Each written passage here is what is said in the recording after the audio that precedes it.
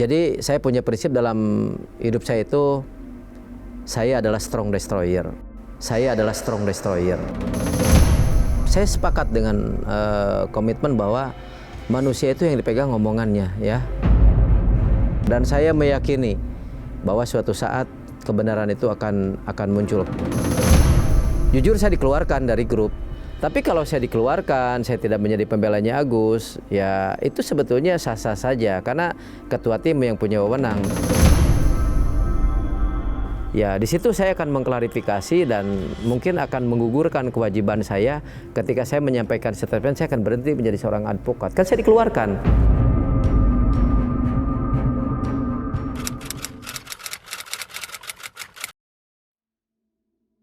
Nah, pertanyaannya bagus. Ini katanya ada keretakan di kubu Bang Farhat, Bang Krisna dan saya. Saya dengan mereka itu bersahabat baik, Pak. Ya, dari mulai beberapa kasus termasuk kasus Pina, ya kan. Bagi saya sahabat itu segalanya. Tidak ada bekas sahabat. Ya, jadi saya walau bagaimanapun saya harus membantu sahabat-sahabat saya untuk tetap bersama saya, satu napas keadilan, ya kan, satu frekuensi, one direction. Tidak ada harus berpecah belah. Nah, ketika pertanyaannya ini ada keretakan dan lain sebagainya, sebetulnya konflik di dalam suatu tim itu positif. Apalagi saya sedang mempertaruhkan harga diri saya di sini. Ketika wah RDLO mundur, kemanain Pak muka saya? Ya saya pun kemarin waktu ada sedikit perselisihan, jujur saya dikeluarkan dari grup. Istirahat bicara dulu ya sahabatku. Baik, saya paham. Itu tanda kasih sayang sebetulnya buat saya bersama tim. Terus kalau saya tidak hidup bersama sahabat, saya mau hidup dengan siapa? Saya mau berjuang dengan siapa? Saya tuh butuh banyak kawan. Dan harus dipahami, lawyer sebelah pun itu mereka sahabat-sahabat saya, Pak. Sahabat saya, teman berdiskusi, itu sahabat. Makanya sampai saat ini RDLO tidak pernah menjelekkan rekan sejawat. Tidak pernah saya. Orang menantang, ayo saya gantung toga lagi, sekolah di mana bro, otaknya cetek. Bahkan ya kalau saya laporkan, adalah yang menyerang secara pribadi sebetulnya dengan yang tidak pantas saya katakan di sini. Tapi walau bagaimanapun ya kita juga sedang berseberangan dalam pembelaan hukum ini. Ya saya mempersilahkan kita lihat profesionalisme pembelaannya seperti apa. Cuman itu aja. Jadi kalau misalkan ada perbedaan pendapat, perbedaan penilaian, asumsi, itu hal yang baik di dalam tim. Ya, kalau misalkan Bang Farhat sebagai ketua tim mengkritik saya segala macam, ya itu kan passion dia. Yang penting saya mengkanter, menjawab, menganalisa secara pemikiran positif. Nanti juga orang akan bosan dengan menjelekan saya kok. Secara personal, saya dengan Farhat Abbas tidak punya masalah ya. Secara kerjasama, secara bisnis atau secara tim, saya beda jalan ya. Kalau saya ibarat air tawar, nggak mungkin saya hidup di air asin. Seperti itu ya. Kalau saya biasa hidup berorganisasi dengan tim, saya nggak hidup dalam lingkungan kerajaan. Sebetulnya tidak ada korelasinya. Kalau Bang Jainuddin itu sudah kenal dengan beliau sebelumnya, sudah jadi sahabat. Wajar-wajar saja kan sebagai sahabat di situ bertemu dan tidak ada campur tangan Bang John LBF untuk mengambil alih tim ini. Kalau saya yakin tidak ada. Beliau orang profesional, orang baik. Itu hanya masalah pribadi saja karena saya berbicara berlebihan sehingga saya ditelepon oleh lawyernya beliau bahwa Bang John siap untuk mensomasi Bang RDLO katanya. Ya sudah, somasinya diterima, kapan kita ketemu? Setelah ketemu kita ngomong enjoy Bang, ngomong enjoy gitu kan, asik. Ya beliau juga welcome. Ya di situ mencair, ya ternyata ya boleh dilihat lah pembuktiannya, klarifikasi Bang John di media sosial. Bang RD itu ternyata banyak inspirasi yang masuk. Kan itu hal yang harus disambut positif, Bos. Bukan untuk digoreng bahwa aduh benar-benar ya. Jadi itu hal yang positif. Nah terkait mundurnya rekan sejawat saya dan menimbulkan konflik of interest secara sesama sahabat, itu kan pribadi dia dengan Bang Farhad Abbas, ya kan. Dan sampai saat ini pun banyak orang yang bilang Bang Jainuddin berbicara hal-hal ini segala macam, itu hak dia. Yang jelas saya tidak sama dengan dia, ya. Contoh begini, Bang Jainuddin sekarang mengeluarkan keluh kesah tentang Agus dan lain sebagainya. Itu hak dia, saya nggak mau mengomentari. Mungkin ada hal-hal yang perlu dia suarakan kepada publik sehingga dia mendapatkan keadilan dalam opini publik. Tetapi kalau perihal masalah Pak Jainuddin mengatakan, oh RD Law aja udah dikeluarkan, memang betul. Ya, saya adalah orang yang dikeluarkan dari grup. Saya adalah orang yang sudah tidak dalam berada di grup gitu loh. Tapi jangan multitafsir bahwa saya itu adalah keluar. Tapi kalau saya dikeluarkan, saya tidak menjadi pembelanya Agus, ya itu sebetulnya sah-sah saja karena ketua tim yang punya wewenang. Tapi kalau saya keluar dari grup, memang betul saya dikeluarkan. Dan mungkin Bang Jainuddin ketika punya perspektif lain, pendapat pribadi tentang ketua tim dan sebagainya, saya kan tidak bisa membatasi hak dia untuk berbicara. Ya silakan aja. Mungkin ada benarnya, ada tidak benarnya, silakan publik yang mengatur. Nah, ketika saya dikeluarkan dari grup, di situ saya justru dapat informasi langsung dari Bang Farhad Abbas lewat Mas Agus. Mas Agus telepon Bang Farhad, Bang RD Law itu orang baik, Bang RD Law itu membela Agus. Tolong izinkan saya sebagai prinsipal Bang RD Law untuk tetap bersama Agus. Itu sejukan. Tetapi kalau di sini saya misalkan diberhentikan, saya tidak menjadi lagi lawyernya Agus, ya saya tahu diri. Ya, cuman kan ini luar biasa apa yang disampaikan oleh Mas Agus kepada Bang Farhad. Kalau saya masih membutuhkan Bang RD Law, ya saya di situ harus menggenapkan niat saya gitu kan. Jadi kalau mau menjawab ke publik, memberitakan ke publik tentang posisi saya saat ini, ya saat ini saya dipinta Agus untuk menjadi seorang lawyernya.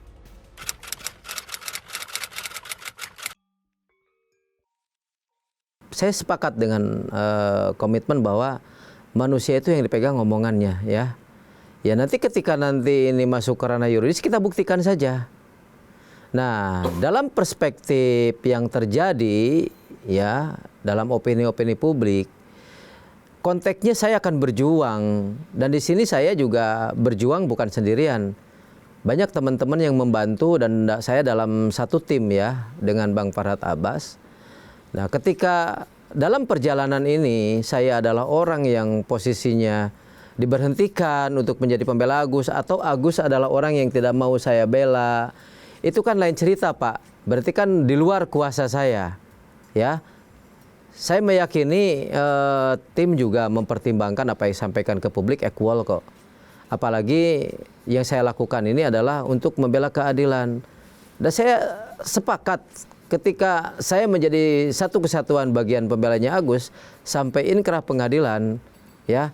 Ketika Agus yang dipenjara, Nopi yang bebas, ya saya akan berhenti menjadi seorang advokat. Saya tetap komitmen, saya nggak berguna, ya, karena saya meyakini apa yang saya pahami di dalam hukum acara pidana, di dalam ilmu-ilmu hukum yang saya teladani. Kita belajar KUHP pidana yang sama, KUHP perdata yang sama. Sebetulnya cukuplah saya untuk menganalisa ini keputusan hukumnya akan seperti apa, kira-kira begitu.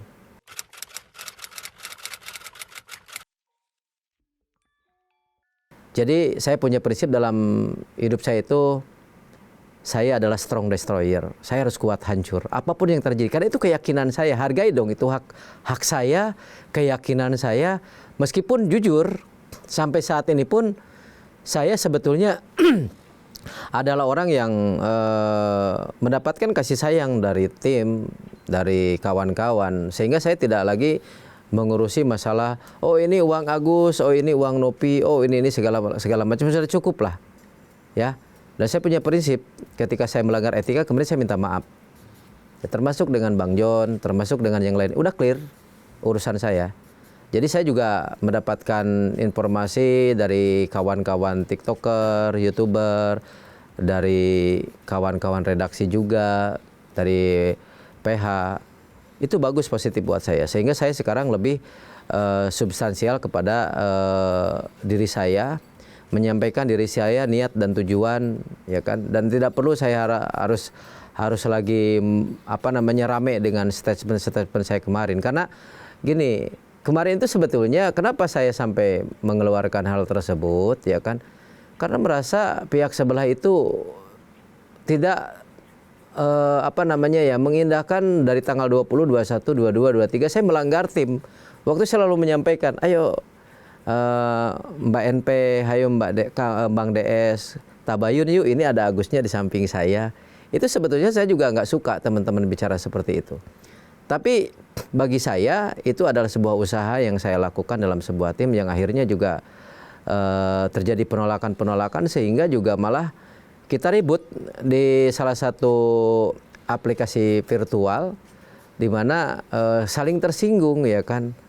Masa iya sih seorang advokat dengan pembelanya disamakan dengan ODGJ dan sebagainya. Nah, makanya di situ itulah sebetulnya benih-benihnya yang dimana katanya tidak mengiring opini, akhirnya juga disampaikan ke publik, oh ini handphonenya bagus, oh beli emas. Itu sebetulnya kan juga kami tersinggung. Tapi sudahlah, itu sudah terjadi. Yang jelas yang tadi disampaikan itu, ini kenapa saya mempertaruhkan sampai seperti ini? Ya, saya adalah orang hidup yang harus berpikir, yang harus berjuang. Saya tahu mana yang baik, mana yang benar, dan itu yang saya akan perjuangkan. Dan saya meyakini bahwa suatu saat kebenaran itu akan muncul. Saya berdoa mudah-mudahan di kemudian hari Tuhan yang Maha Kuasa menunjukkan mana yang baik dan mana yang benar. Begitu kira-kira, Mas.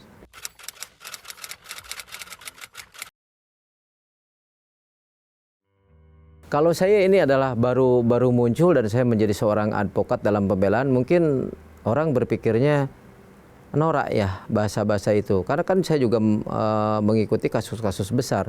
Dan saya sebagai kuasa hukumnya, kasus pidana itu kasus besar, Pak. Ya, saya masuk di situ. Terus dalam peradilan pun seseorang pasti ditanya, mana kartu anggotanya, mana berita acara sumpahnya. Dan pengadilan cukup jeli dan tahu bagaimana seseorang bisa masuk ke ruangan sidang, ya. Nah, terus saya pertanyakan lagi, ketika kasus ini berjalan dan saya sempat viral, bahkan saya menyampaikan, bertanya aja disebut menuduh, Pak. Perlu nggak? Itu kan saya bertanya. Akhirnya kan saya dilaporkan dengan 8 pengacara di Mabes Polri ketika saya menyampaikan statement itu. Entah kenapa pelaporannya, akhirnya saya mendapatkan pelaporannya ditolak. Harusnya saya bertanya, sekolah di mana, bro?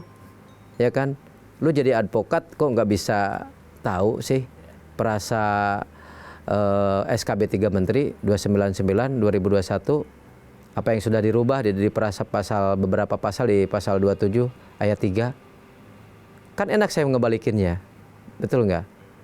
Terus ada juga yang menyampaikan, kebetulan saya memiliki gelar master di Amerika Serikat, Pak, di American Academic di Colorado Springs. Itu pun mempertanyakan, ini orang iri atau apa gitu. Nggak perlu bawa-bawa doktor, profesor, nggak ada urusan. Orang untuk mencapai seorang advokat itu cukup sarjana hukum, dia seorang advokat, dia beracara, ya kan. Cuman dengan sekolah di mana, bro, seolah-olah menganggap kita kecil, menganggap kita orang yang tidak sekolah, mereka lebih pintar gitu kan. Ya, seharusnya dalam perkara ini ya prinsipal Anda yang harus diberikan pendapat-pendapat hukum, sehingga saya menganalisa perkara ini jangan ditinggalkanlah NP, kasihan. Karena kalau ditinggalkan dia adalah kehilangan legal standing, hak hukumnya, kan begitu.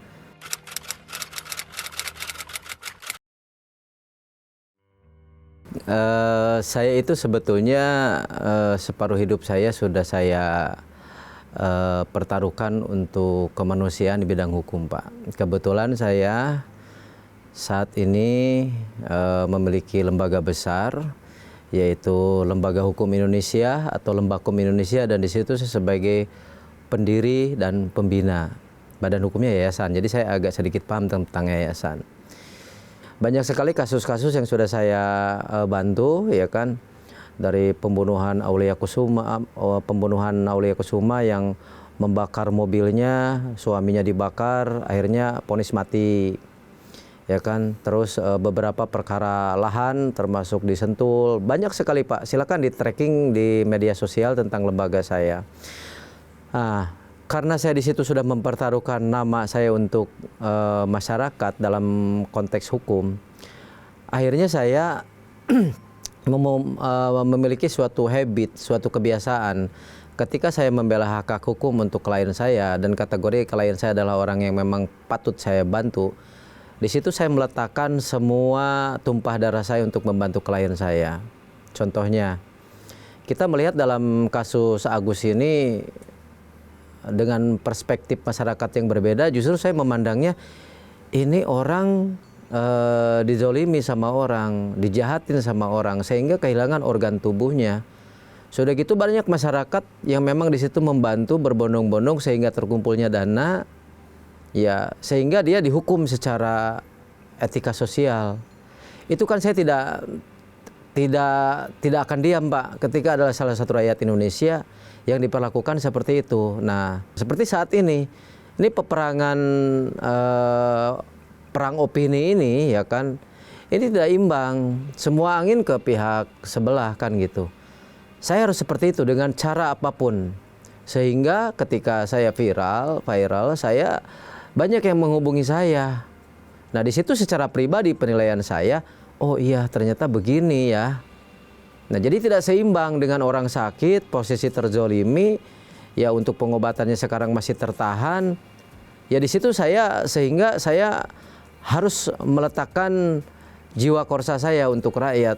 Akhirnya saya membantu semaksimal mungkin, meskipun kemarin sedikit melanggar etik ya, etika sosial. Saya sepakat bahwa etika itu adalah undang-undang meskipun tidak dipasalkan. Kenapa seseorang melanggar etika? Karena sanksi sosial. Seperti saya kemarin, dibully ya kan.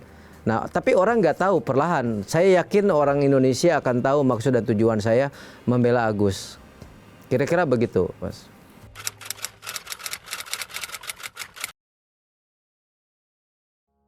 Ketika saya harus mempertaruhkan, saya yakin dan sangat meyakini bahwa apa yang saya lakukan untuk Agus ini adalah sebuah kebenaran, sebuah komitmen, sebuah tanggung jawab, dan sesuatu hal yang saya harus pertaruhkan untuk karir saya ke depan. Jujur Pak, kalau saya punya pendapat hukum yang sangat harus saya sampaikan kepada publik ketika saya membela Agus. Agus buta, Agus terzolimi, Agus kehilangan kesempatannya untuk mendapatkan kebahagiaan atas apa yang diberikan oleh hamba-hamba Allah yang memberikan donasi. Lantas ketika nanti Agus sudah seperti itu, terbawa dalam arus hukum dan saya tidak bisa melindungi Agus, berarti kan saya tidak berguna Pak untuk manusia banyak. Saya adalah orang yang masih bodoh menjadi seorang advokat. Maka dari situ saya sangat yakin dan percaya, karena permasalahan ini kan antara sosial dan hukum Pak. Secara sosialnya klien saya salah. Itu di mata orang-orang yang hater dan buzzer kan gitu. Tetapi dalam perspektif hukum, bagaimana perdebatan hukum ini bisa berakhir ketika saya bertanya hak yayasan itu apa regulasinya, ya kan? Yang jelas yang saya tahu, di dalam peraturan pemerintah juga sudah diatur ya 10% boleh yayasan mengambil, tidak keseluruhannya. Ya, jadi menurut pendapat hukum saya harus membela Agus. Dan jujur saya sebagai pembina lembaga hukum Indonesia selama saya menjalani profesi seorang advokat, saya belum pernah satu kali pun pendapat hukum saya salah Pak. Ya termasuk kasus-kasus apapun saya tidak pernah pendapat hukum saya, dan saya meyakini dengan kemampuan saya. Nah, begitu saya salah dalam hal ini dalam membela Agus, ya berarti kan saya nggak berguna buat orang lain. Saya mending berhenti menjadi seorang advokat ketika saya tidak bisa membela dan saya tidak meyakini pendapat hukum saya. Bukan berarti so-soan saya, udahlah itu kan bahasa-bahasa emosional ketika seseorang juga ingin pertandingan ini seimbang, ya. Jadi itu sebetulnya isyarat kepada publik kalau RD Law ini masih punya kemampuan untuk menjadi pembela yang baik, bukan Agus. Bukan untuk melakukan hal yang konyol, saya berhenti menjadi seorang advokat sesuai dengan tuduhan-tuduhan buzzer sama netizen. Jadi keputusan-keputusan hal apapun di luar hukum baik masyarakat kan sudah diserahkan ke pengadilan. Jadi tidak bergeming saya untuk bahasa-bahasa itu. Saya tetap harus melanjutkan perjuangan ini ketika saya tidak sesuai dengan ekspektasi apa yang saya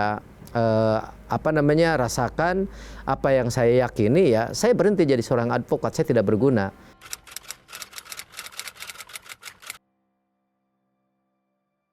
Ya sebetulnya keluarga sempat mengeluh, kenapa jadi begini? Selama menjadi seorang advokat, fine-fine aja, baik-baik aja gitu kan.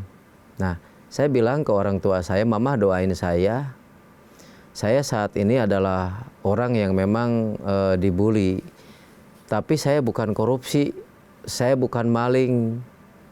Saya sedang menegakkan keadilan, ya.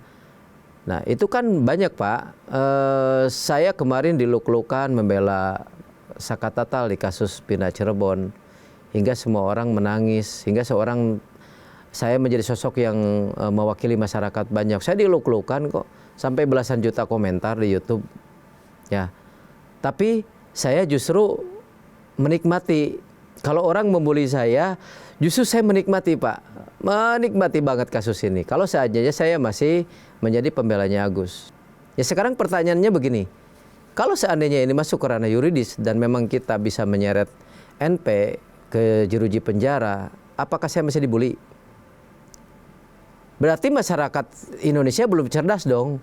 Ini nggak ada. Pasal 1 ayat 3 negara kita negara hukum, bukan negara netizen. Ya, belum pernah terjadi masyarakat bisa mengintervensi pengadilan karena pengadilan itu dipimpin oleh wakil Tuhan. Kita percayakan aja ke situ. Dan boleh diuji pendapat hukum saya sampai kapanpun. Tetap saya akan komitmen ketika berbalik arah malah Agus yang dipenjara. Beda dengan dua-duanya dipenjara kan begitu. Aku dipermasalahkan secara hukum, saya berhenti jadi seorang lawyer karena saya tidak berguna. Saya sangat yakin dan saya sangat optimis dengan pendapat hukum saya.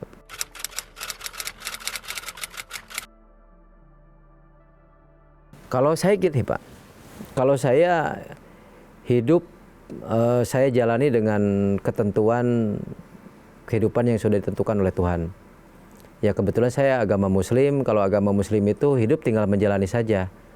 Qadarullah, di Lauful Mahfud, oh iya RDLO ini akan menangani perkara ini, RDLO ini akan dibully, RDLO ini akan...